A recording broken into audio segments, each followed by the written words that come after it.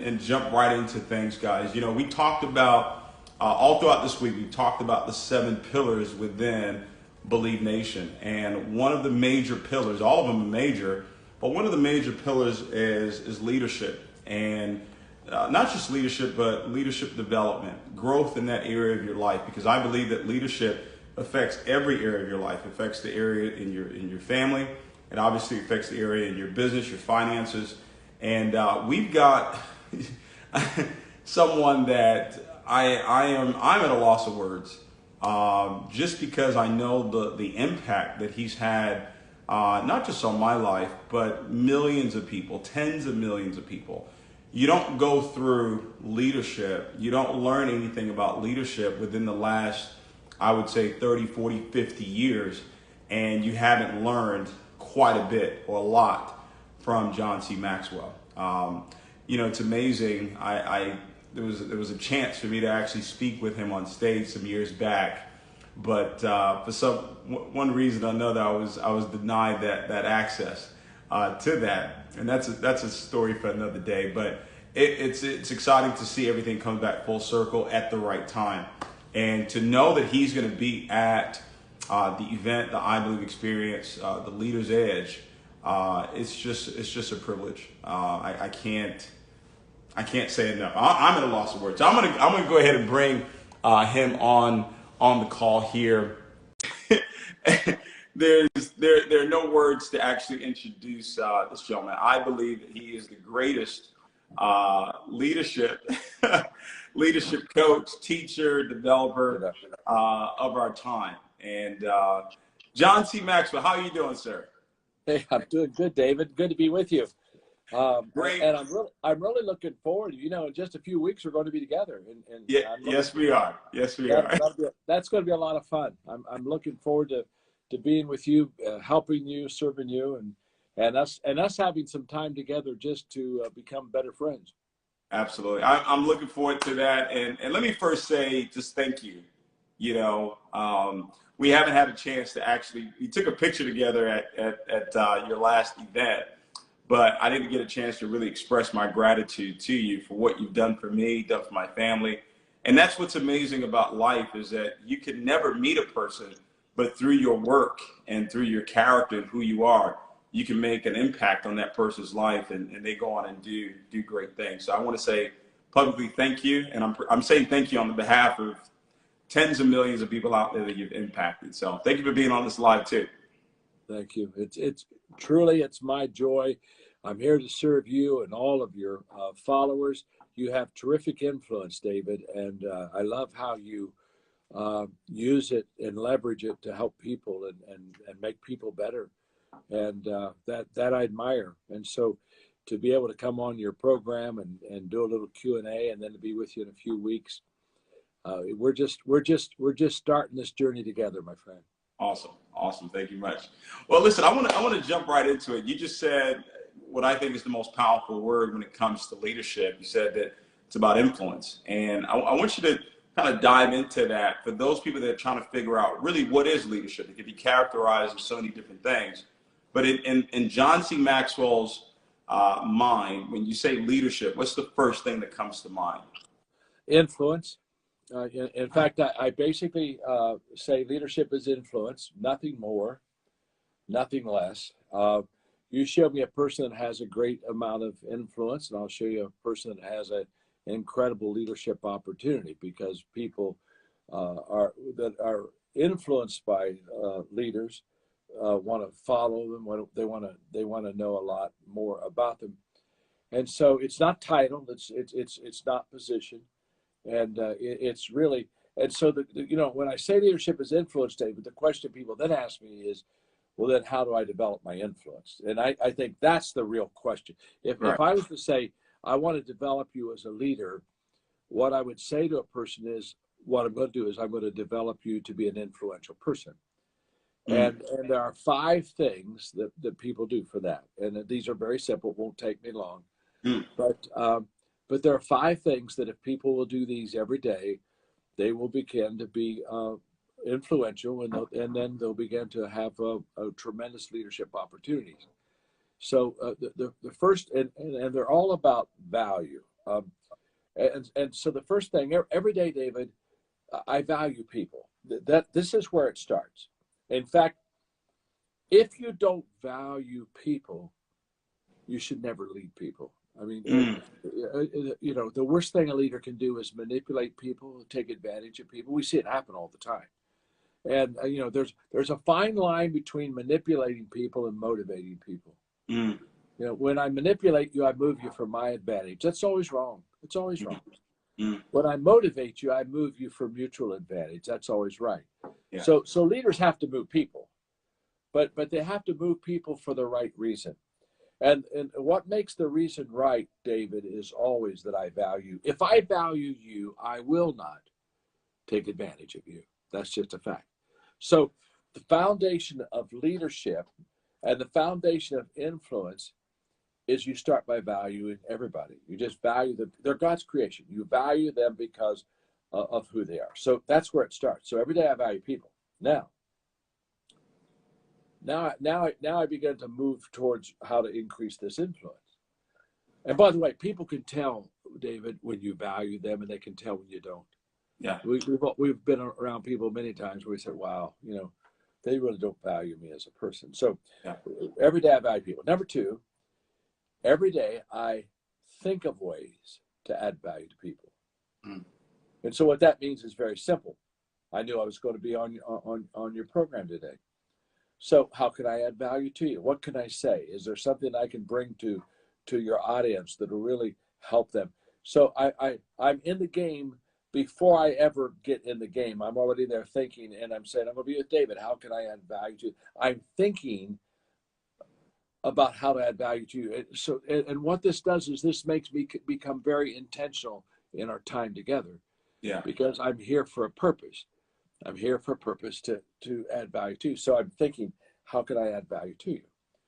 Then thirdly, every day, I not only think of ways to add value to people, but every day I look for ways to add value to people. So this is different. Thinking is before I get to you. Looking is when I'm with you. And as we're interacting, conversation and thoughts will come, which will give me I'll say, oh my, I can help him here. And by the way, we see what we look for. We don't see what is before us. We see what we look for. That's why two people can be in the same room and come back and not see the same thing at all. Now, everything was in their view, but it's like perspective. How we view things is how we do things. And so this whole issue of I'm looking for ways to add value. Now, if I am with you and I've thought about you before we get together, how can I add value to you? And now I'm with you and I'm looking for ways to add value to you. Let me tell you, 100% of the time, I'll find a way to add value to you. Yeah. This is where the influence seed is sown. You're all of a sudden with me and you're saying, man, Maxwell, I've been talking for 30 minutes. He's already done two things that's going to help me. Now, all of a sudden, and by the way, all of my investments are made, all of my sowing is without expectation. It's not, I'm not doing a transaction with you. Right. I'm not saying, let me tell you what's going to happen, David. Let me help you here, and then you need to help me here. Well, Robert Louis Stevens said, I judge the success of my day by the seeds I sow, not by the harvest I reap. Well, see, what Robert Louis Stevenson knew was if you just keep sowing seeds, that harvest is so automatic. That harvest is so going to be so generous. It's going to be ridiculous. I'm in a ridiculous harvest stage of my life. I'm 75, and wow. I'm just receiving all kind of incredible things happening that are positive. But for 50 years, I've been sowing seed. For 50 years, I've been adding value to people. So every day I think of ways to add value to people. That's before I get to you. Now that I'm with you, I'm looking for ways to add value. And then the fourth thing, every day I do things that add value to you. The moment I see it, I do it. Now, all of a sudden, my thinking and my perspective turns into action. And you and I both know it's action. The magic is in the action. Nobody ever was successful that was not in taking action. Action it generates and initiates all the good things that can happen to us. So every day I value you as a person. That's the foundation. I think about how am I going to add value to you. I look for ways to add value to you when I'm with you. And when I'm with you, I do things that add value to you. And then number 5, every day I encourage other people to add value to other people. In other words, I basically say, could you just not do what I do? It's not that complicated. Mm. You don't have to be brilliant to be successful, but you do have to be intentional to be successful. And most people, they don't lead their life, they accept their life. You know that. I know that. And so when people talk to me about how do I become a good leader, I say, oh, it's very simple. If every day you value people, think, look, do things that add value to them, help them add value to others, you're going to have all the leadership privileges that you'll ever want in your life. Trust me. Yeah, you know, it's amazing. I was just taking notes on what you were talking about. You know, I've studied the 5 levels of leadership ever since it came out. I've been listening to that for a very, very long time. And one of the things that really struck me was you mentioned that title and position was really the lowest level of leadership, but it seems like a lot of people today focus more on the title or the position that they have versus really getting to that pinnacle state of leadership. Why do you think that is? Why do you think people are so focused on that versus? Well, you know, David, what you're talking about there, I call the big miss in leadership. 90% of the people think leadership is a title or it is a position. And so they you know, well, what's my title? In fact, I run into they'll come to me and they'll say, I know you do leadership. And I say, I just want you to know last week I became a leader. And what they're really saying is last week I got a leadership title. I became a supervisor somewhere, but I became a leader. And no, you didn't become a leader. You just got a leadership title. Yeah. And the title doesn't make the leader makes the title. And so, but 90% of the people, the hardest challenge I have in leadership is to help people understand that position and title is not what's going to give you leadership. I mean, maybe the greatest influential leader of the last century was Mother Teresa. I don't know, but could be. Mother Teresa, I mean, she didn't have any titles. She's a little nun working in a charity organization in a very difficult city in Calcutta, India. And yet her words and her influence was just incredibly powerful, had great gravitas to us. And so what I help people understand, it's kind of like, I mean, everybody just calls me John. I don't even I don't have titles, but you know, or when they get ready to introduce me, they'll have this, you know, they'll say, well, I've got this. And I said, don't do that long introduction. Please don't. You know, honest to God, just tell the people John's here. He's your friend, and let me talk to the people. You know, Right. And here's what I learned: if you're really good, you don't need a big introduction. Mm. Hey, and if you're bad, a big introduction won't help you. I mean, David, there's a whole bunch. I've listened to a lot of people. Their introduction was better than them. I kind of want to raise my hand and say, let's go back to the introduction. That was much more interesting than you are. And so, you know, once you understand that leadership is influence, and once you begin to understand that if you add value to people, they will love you for life, and you'll have influence with them for life, then everything begins to get much more simple in leadership itself. Yeah. So, yeah, it's not title. You know, hey, he that thinketh he leadeth and hath no one following him is only taking a walk. And I know a whole bunch of people, don't you, David? They're taking walks. quite a few. They're by themselves, friend, by themselves. So how do you deal with, as a leader, there's so much joy that comes with leadership, right? There's so much benefits that come with becoming a great leader, but there's also that other side of tremendous heartbreak and disappointment when you are a leader. How do you handle that? How do you handle that side of things when you're developing as a leader, you're developing people, and you have setbacks in leadership? How do you handle that as a leader? Well, you have to go back to what my friend Simon Sinek talks about, the why. So the question I ask people all the time, because every day I have people say, I want to be a leader. And I say, well, that's good. But then I said, let me ask you a question. Why do you want to become a leader? Mm. And I want to hear the reason. And a lot of times people say, well, I like to be in control. You know, hey, you know, they can say, hey, I like a parking place, I want a corner office, and they start giving all the kind of fringe benefits of leadership. And that's not a good reason to become a leader. The only reason, David, to want to lead people is that you have a passion to add value to people. That's the only reason. In fact, I meet several times a year with presidents of nations. And when the door is closed and there are no handlers around us and it's just the two of us, I always look at them and I immediately ask them this question. Are the people that you're leading, are they better off because you're leading them, or are they worse off? Let's talk about the people. I don't want to talk about you. I want to talk about the people. Are you lifting the people? Are you? Because the only reason, the why of why we lead, so that when we get to your question, so in leadership you have a lot of perks. Of course you do. A lot of incredible opportunities, blessings, but you also have an incredible amount of burden and adversity and loneliness and leadership's. I've got a book I want to write after I die. It's got to come out after I die because it would ruin my leadership reputation now. So it's got to be I want to write a book called Leadership Sucks.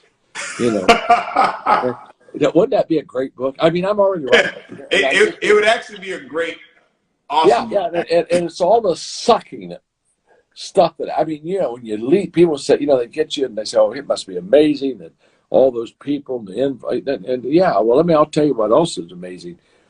You're responsible for those people. Yeah. And they're needing you to make a difference in their life, and you've got to put them before yourself, and it's always about the people. It's never about me. Right. And so there's a lot of challenges with leadership. And so therefore, if I wanted to become a leader, add value to people, I'll be able to handle the adversity. Yeah. If I wanted to be a leader so that people could add value to me, we're going to have trouble. So I always tell leaders, are you leading because people are adding value to you, or are you leading because you're adding value to people?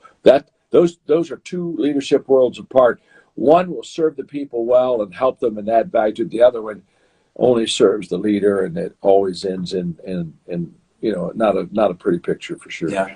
I got to ask you this question, John. How and when did you know that this was a passion for you to teach leadership and develop other leaders? When did that happen for you? Do you remember that moment? It happened in the early 70s. So long time ago. I started off as a pastor. Okay. Yeah. That's how I started, and I'm so glad I started. I didn't start off as a businessman. I didn't start off as an author. I didn't start off to make any money. I just started off to help people, add value to people. But I was very good at it. And by the time I was 27, I had the 10th largest church in America. Wow. And people were coming to me and saying, well, how did you do this? Wow. And I would say, well, I work hard and I like people. I didn't know. But what happened is I grew up in a wonderful leader's home. My father was a great leader. So I grew up in a leadership culture, so I knew how to lead. Yeah. And so when I started in my little congregation, in fact, the first Sunday, there were only 3 of us in there, and 2 of them were my wife, Margaret, and me. So that's about as small. We could have met in a phone booth and had room. But anyway, but I just added value to people. And when people started asking me how I was growing the church, I said, well, I'm going to try to figure this out. I'm not really sure.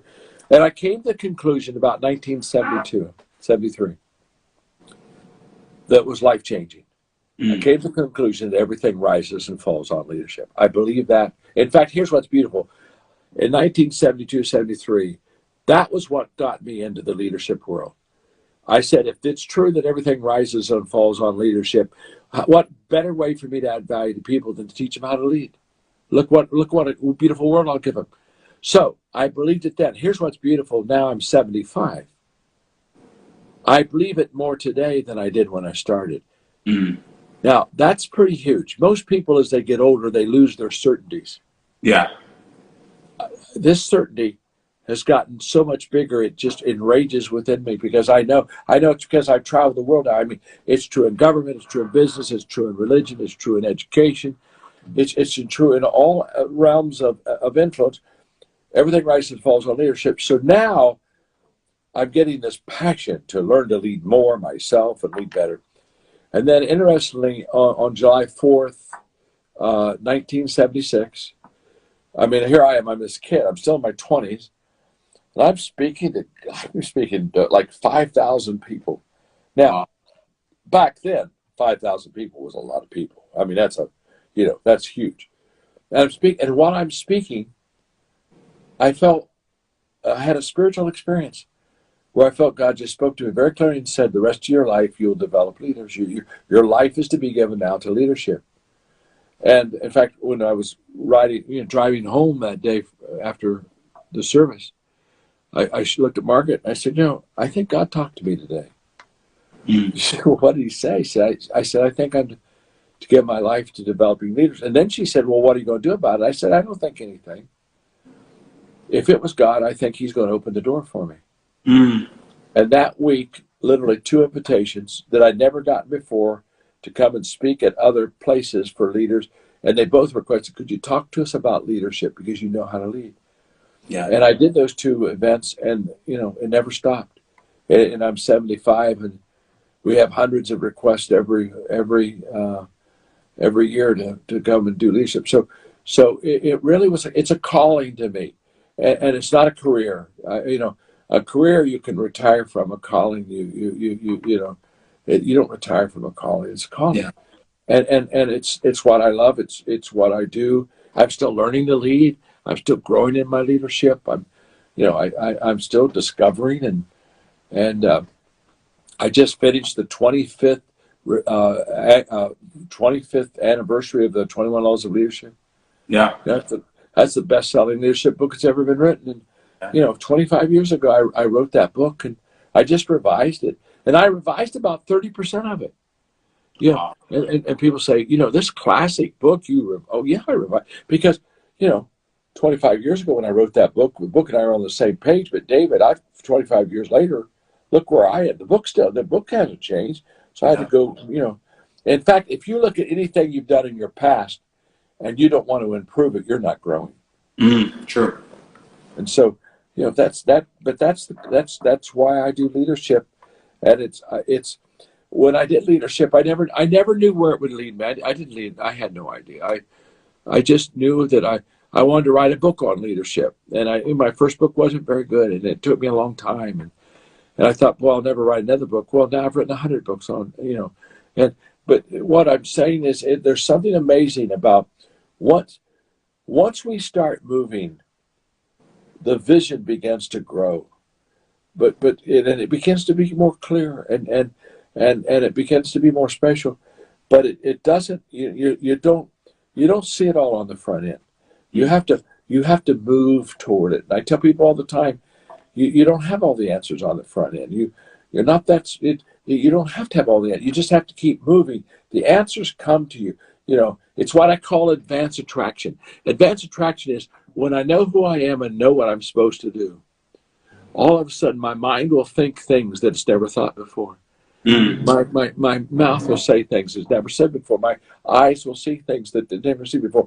What happens is it's in the movement that all of a sudden as you advance, you attract people, you attract resources, you attract ideas, and you only get them because you're moving. The moment you stop moving, all resources stop. Yeah. And so many people, they say, as soon as I figure it out, I'm going to get started. I say, you'll never get started. Yeah. You don't get a figure. When you put together a 1,000-piece puzzle, you get the picture. And you keep looking at the picture to put the pieces together. Life's exactly opposite. You don't get the picture. You only put the pieces together as you move. It's not something I see, and so therefore I complete my vision. No, it's I go, and that's where I complete that vision. We have this event coming up, John, and I'm excited about it. I'm excited because I'm going to get a chance to learn. We're hosting it, but there's so many speakers, obviously yourself coming, that I'm excited to actually learn from. And the title of the event is called The Leader's Edge. And every question I had in my mind that I wanted to ask you, you answered it in the first 5 minutes. Because what I believe the leader's edge is is really loving people. Yeah. I do too. At the beginning of it, at the end of it, that's what I believe the leader's edge is. And I have my top five things that I look for, right? Because this next question I have is, how do I identify a leader, a potential leader? Because that's the number one job of a leader, is to identify potential leaders and start the development growth process. And I look at character, I look at integrity, I look at their positive mental attitude, I look at their work ethic, and I look at their pleasing personality. If you could share, what would you say are maybe your top five characteristics that you look for in identifying someone that you're going to spend time with? Because leadership is about time. It's about investing of time, and you can't waste that on the wrong person. So what are some of the things that you look for in a person before you decide, hey, this is someone I'm gonna lead? It's a great question, because when you're developing leaders, you'll develop them a lot better and a lot more effectively if you know what you're looking for. Yeah. And that's what you're really talking about, David. And when you're giving some of the qualities that you gave in what you look for in a leader, I would identify with those immediately. And I think you already have a good picture of a leader. I would add a couple of things. I would say, first of all, that I look for people that have the ability to make things happen. Mm-hmm. I mean, there are just some people, you just watch them, and whatever they're doing, it happens. They can bring home the bacon. You go give them a job and they get the job done, and then some. And so I look for that kind of a person, because what I've discovered is, if you can make things happen for yourself, you have great odds of being able to make things happen for others. Yes. You really cannot give what you do not have. Mm. And so if I find some person that really doesn't produce on their own, I seriously question if they can produce with others, because, like begets like. We teach what we know, but we reproduce who we are. And so I really look for somebody that has the ability to make things happen. Another thing that I look for, especially in our culture today, David, because there's an incredible amount of emotional dysfunction going on. And if I could give an expression of how I feel today as I look at leaders, honestly, I would have to tell you I'm kind of leadership sad. I think in our darkest hour in America, why do we have the leaders we have? I mean, really? This is the time for great men and women to show up, and they don't. So one of the things I look for is maturity. And let me explain that. A mature person has the ability to see things from another person's perspective. An immature person doesn't have that ability. You show me an immature person, and they see things from their viewpoint only, their perspective only. And immediately you realize they're not expansive. They have no ability to connect with anyone that would be not like them, because they don't like them. And when I see all the immaturity, all the dysfunction, all the partisanship, it's a bunch of crap, to be honest with you. When I see all of this, I say to myself, yeah, it would be nice just to have men and women who are mature enough to say, you know what, I'm not always right. And I need to learn from someone else that's different than me, and I need to value diversity, and I need to value this person that doesn't have my perspective. And we've seen politics become very partisan, and there's a reason. You see, if I disagree with you, I'll cross the aisle and we'll talk. And that's the way democracy should work. That's the way leadership should work. In other words, you and I may be on different agreements, but if I disagree, we'll talk. But let me tell you, if I think your motives are wrong, I won't talk to you. Yeah. And what has happened is, instead of just saying disagreement is healthy, we have said, no, disagreement means that you have bad motives. Yeah. And so it's caused us, instead of being mature and learning from our lessons, we just get louder and point longer and sadly divide instead of, A great leader divides his enemy and unites his friends. And a terrible leader divides his friends and unites his enemies. And for the last 15 years, I'm seeing a lot more of uniting enemies and dividing friends than the other. And it's a lack of maturity, David. And so I anymore in this highly dysfunctional culture, I look for maturity. I just say, do you have the ability to value another person enough to think that what they say may have some purpose and truth in it, and that you are not the only answer, not the last answer? Yeah. Wow. Listen, John, I just want to say thank you again for spending this time with us. Extremely grateful. The last time I saw you speak, you said something that has stayed with me. You said, success to you is the people that know you the most and the closest to you the most, love and respect you the most.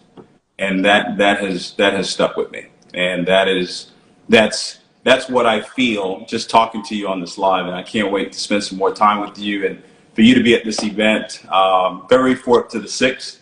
We're going to have the great John C. Maxwell there in the house. So I appreciate you for coming on this live. My joy, David. I'm looking forward to our dinner. I think we're having a dinner during the conference. Yes, we are. I'm really looking forward to just time with you. I'm going to become a better person because of that dinner. So I'm looking forward to I'll see you soon. I'll see your people soon. So love and blessings, and let's just keep helping people. Okay. Absolutely. Appreciate you, John. Love you much. Thanks guys for watching. See you guys soon. Bye.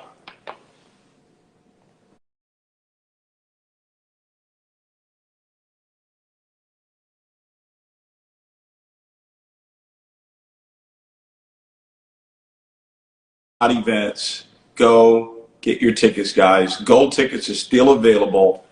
You can get a leadership pack where you get 10 tickets.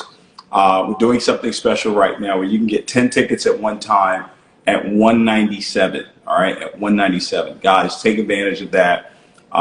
Get your leaders there so they can actually see and learn and get a chance to grow. You grow leaders, ladies and gentlemen. You grow leaders by putting them in the right environment in order for them to actually grow. All right? I'll see you guys. I'm just filled with so much gratitude right now. Love you, and I'll see you guys February 4th to the 6th in Houston, Texas. Go to BelieveNation.events and get your tickets. Take care.